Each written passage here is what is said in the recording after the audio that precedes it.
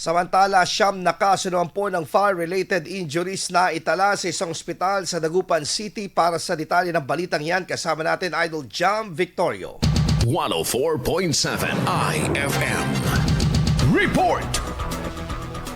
Nakapagtala na ng 9 na kaso ng firework-related injuries ang isang DOH-run hospital sa Dagupan City as of December 26, 2025. Sa isang pagtitipon, inihayag ng Region 1 Medical Center o Plan Iwas Paputok Officer in Charge na agad naman na nagamot ng ospital ang mga naturang pasyente. Binigyang diin naman ng pamunuan ng ospital na nakahanda silang tumugon sa anumang emergency ngayong holiday season. Samantala, ayon sa Department of Health, Ilocos Center for Health Development, nakataas na ang Code White sa lahat ng pampublikong health facilities sa rehiyon hanggang January 5, 2026. Sa kabuuan, nadagdagan ng 23 kaso ng firework-related injury sa buong Region 1 sa loob ng 2 araw mula noong araw ng Pasko. Patuloy naman ang paalala ng mga otoridad sa kalusugan na iwasan ang paggamit ng paputok upang mapanatili ang kaligtasan ng lahat.